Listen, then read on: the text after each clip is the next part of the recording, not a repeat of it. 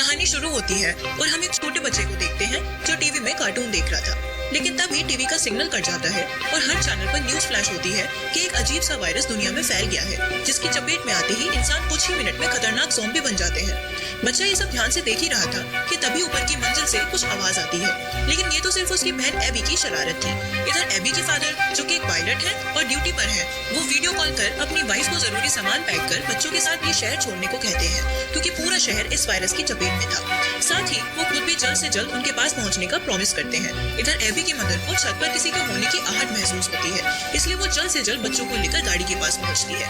इतने में यहाँ एक ज़ॉम्बी आता है और एबी की मदर पर हमला करता है। डर के मारे एबी कार के नीचे छुप जाती है, लेकिन उसकी मदर और भाई ज़ॉम्बी के हाथों मारे जाते हैं। काफी देर बाद एबी गाड़ी के नीचे से निकलने की कोशिश करती है, लेकिन उसकी मदर भी एक खतरनाक ज़ॉम्बी बन चुकी थी। वो एबी पर हमला करने के लिए आगे बढ़ रही थी और तभी यहाँ कैसियस नाम का एक सोल्जर आता है और एबी की मदर को शूट कर मार डालता है। वो एबी से कहता है कि उसे अपनी सेफ्टी खुद करनी होगी। इसके साथ ही कैसियस उसके भाई को भी शूट कर देता है और कहानी सीधे 10 साल बाद शिफ्ट होती है। पूरी दुनिया खंडर में बदल चुकी थी।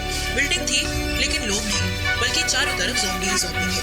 पर अब भी कुछ लोग थे जो छुपकर जंगलों में रह रहे थे, जिनमें से एक एबी और कैसियस भी है जो जंगलों में रह रहे हैं। कैसियस ने एबी को इन 10 सालों में आर्मी की पूरी ट्रेनिंग करवा दी थी ताकि वो ज़ॉम्बी से अपनी जान बचा सके।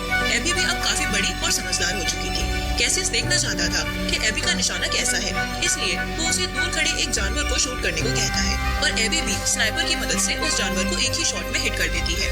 ये देख कैसियस को बहुत खुशी होती है और वो रात को इसी जानवर से अपनी भूख मिटाते हैं। अब अंधेरा काफी हो चुका था, तो कैसियस आज की रात यहीं गुजारने को कहता है और मैप देखने लगता है। दरअसल इस मैप की मदद से कैसियस ये पता करता था कि वो कहाँ पर है। कैसियस दरअसल एक नदी की तलाश में था, क्योंकि उसका मानना था कि शायद वहाँ उसे कोई इंसान मिल जाए। गुजरे 10 सालों में उसने एबी के अलावा किसी इंसान को नहीं देखा था। रात को कैसियस सोने से पहले तारों से एक जाल बना लेता है ताकि अगर ज़ॉम्बी यहाँ आए तो उसे पता चल जाए, और किस्मत से ये तरीका उसके काम भी आता है। रात को एक ज़ॉम्बी इन पर हमला करने आता है, पर कैसियस उसे पहले ही ढेर कर देता है और फिर एबी के साथ निकल जाता है, क्योंकि ये जगह अब इनके लिए सेफ नहीं थी। अगले दिन दोनों घोड़ों पर सवार होकर आगे बढ़ ही रहे थे कि तभी इन्हें एक गाड़ी नजर आती है जिसमें एक इंसान बाहर आता है। ये दोनों तो हैरान थे कि यहाँ इंसान कैसे। इतने में एक ज़ॉम्बी इस शख्स पर हमला कर देता है और एबी उस ज़ॉम्बी को मारने की जगह इंसान को ही शूट कर मार डालती है, जिस वजह से कैसियस उसे डांटता है और फिर दोनों उस इंसान के पास जाते हैं। कैसियस अब इस इंसान को मारकर गाड़ी में जितना भी जरूरी सामान था उसे लेकर यहाँ से जाने लगता है, लेकिन तभी यहाँ कई सारी गाड़ियाँ आना शुरू हो जाती हैं जिनमें इंसान थे। ये सभी कैसियस और एबी को घेर लेते हैं क्योंकि इन्होंने उसके साथी की जान ली थी। इतने में मैगन नाम की एक महिला गाड़ी से बाहर आती है और कैसियस से कहती है कि हम बुरे इंसान नहीं हैं, इसलिए तुम शांत हो जाओ। तभी वहाँ एक के बाद एक बहुत से ज़ॉम्बीज आने लगते हैं, क्योंकि एक ज़ॉम्बी को यहाँ मारा गया था। ये लोग भी इन पर हमला करते हैं और इंसान ज़ॉम्बीज के बीच हमें एक खतरनाक लड़ाई देखने को मिलती है। ज़ॉम्बीज की संख्या बढ़ती ही जा रही थी, इसलिए कैसियस एबी, मेगन और उसके पति को लेकर यहाँ से निकल जाता है, जबकि बाकी सभी मारे जाते हैं। रास्ते में इनकी गाड़ी खराब हो जाती है और वो मेगन से पूछता है कि वो लोग यहाँ क्यों आए हैं। मेगन बताती है कि यहाँ से कुछ दूरी पर एक कॉलोनी है जहाँ लोग रहते हैं। वो प्रेग्नेंट है और अपने बच्चे को अच्छी जिंदगी देना चाहती है, इसलिए वहाँ जा रही है। लेकिन कैसियस का कहना था कि वो यहाँ 10 साल से है और यहाँ दूर दूर तक इंसानों की कोई कॉलोनी नहीं है। गाड़ी ठीक न होने की वजह से ये लोग पहले पैदल ही आगे बढ़ते हैं और थोड़ी दूर पर इन्हें एक जगह दिखाई देती है जहाँ ऊंची ऊंची इमारतें बनी हुई थी, लेकिन इंसान नहीं थे। ये लोग आज की रात यहीं पर गुजारने का फैसला करते हैं और कैसियस मैप दिखाते हुए कहता है कि उन्हें नदी के रास्ते आगे बढ़ना चाहिए। हो सकता है वहाँ कोई इंसानी बस्ती हो, लेकिन मेगन उसे अपने साथ चलने को कहती है, जिस पर कैसियस मना कर देता है। लेकिन एबी कैसियस को समझाती है कि इनके साथ जाने में हर्ज ही क्या है, हो सकता है मेगन सही बोल रही हो। पर कैसियस तो एबी पर भी चिल्लाता है कि उसके गोली चलाने की वजह से ही हम यहाँ फंसे हैं। लेकिन फिर वो एबी की बात मान भी लेता है, क्योंकि वो एबी को बिल्कुल अपनी बेटी मानता था। अगली सुबह जैसे ही एबी की आंख खुलती है तो एक ज़ॉम्बी उस पर हमला कर देता है। एबी भी एक बहादुर लड़की थी, वो बड़ी होशियारी से उस ज़ॉम्बी को बिल्डिंग से नीचे गिरा देती है और फिर ये सब यहाँ से निकल जाते हैं, क्योंकि वो ज़ॉम्बीज अपने साथी को सूंघते हुए यहाँ भी पहुँच सकते थे। और हुआ भी ऐसा ही, ज़ॉम्बीज की एक बड़ी फौज यहाँ पहुँच गई, लेकिन कैसियस के लगाए एक ट्रैप की वजह से ये लोग ब्लास्ट से मारे जाते हैं। दूसरी तरफ कैसियस और बाकी सब इंसानों की बस्ती की तरफ बढ़ रहे थे, लेकिन वहाँ पहुँचने में अभी भी इन्हें पूरे 6 दिन लगने वाले थे। इसलिए मेगन कहती है कि यहाँ पास ही एक एयरपोर्ट है, हो सकता है हमें वहाँ कोई एरोप्लेन मिल जाए। लेकिन कैसियस कहता है कि अगर वहाँ ज़ॉम्बीज आ गए तो इनके लिए बच के भागना मुश्किल हो जाएगा। पर एबी का कहना था कि एक बार वहाँ जाकर देखने में हर्ज ही क्या है।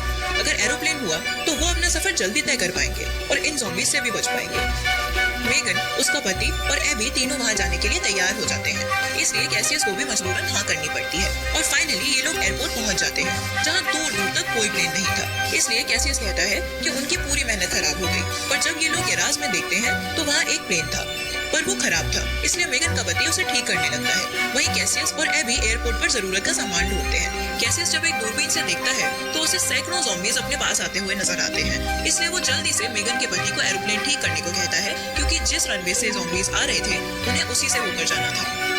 मेगन का पति भी फटाफट अपना काम करता है और ये लोग ज़ॉम्बी से बचकर निकल जाते हैं। पर यहाँ भी इनकी डेस्टिनी इन्हें धोखा देती है और कुछ दूर जाते ही प्लेन क्रैश कर जाता है। लेकिन खुशकिस्मती से ये सभी सेफ थे और अब भी कॉलोनी से 2 दिन की दूरी पर थे। इसलिए अब ये लोग पैदल ही आगे बढ़ने का फैसला करते हैं और रात को रास्ते में ही एक जगह रुक जाते हैं। यहाँ मेगन कैसियस के पास आती है और उससे एक फेवर मांगती है कि अगर उसे कुछ हो जाए तो कैसियस उसके बच्चे का ख्याल बिल्कुल वैसे ही रखे जैसे वो एबी का रखता है। कैसियस भी उसे प्रॉमिस करता है। दूसरी तरफ मेगन का पति बुरी तरह से कांप रहा था। दरअसल उसके पैर में ज़ॉम्बी ने काट लिया था, इसलिए वो डर रहा था कि कहीं वो भी ज़ॉम्बी ना बन जाए और अपने ही बेबी बच्चे को ना मार डाले। इसलिए वो खुद को शूट करने की कोशिश करता है, लेकिन अभी तक वो ज़ॉम्बी नहीं बना था, यानी उसका इम्यून सिस्टम काफी मजबूत था। यही सोचकर वो खुद को नहीं मारता और मेगन के पास लौट आता है। अगले दिन जब ये लोग आगे बढ़ रहे थे तब कैसियस को मेगन के पति पर शक होता है और वो समझ जाता है कि इसे ज़ॉम्बी ने बाइट किया है। इसलिए वो उसे एक कोने में ले जाकर पूछता है कि खुद मरोगे या मुझे मारना होगा। इस पर वो समय आने पर खुद ही अपने आप को मारने की बात कहता है और कैसियस उसे मेगन और अपने बच्चों से दूर रहने की सलाह देता है। इसके बाद ये लोग एक घर के पास जाते हैं और इनके वहाँ पहुँचते ही घर की लाइट्स जल जाती हैं। अंदर नॉर्टन नाम का एक आदमी था जो एक साइंटिस्ट था।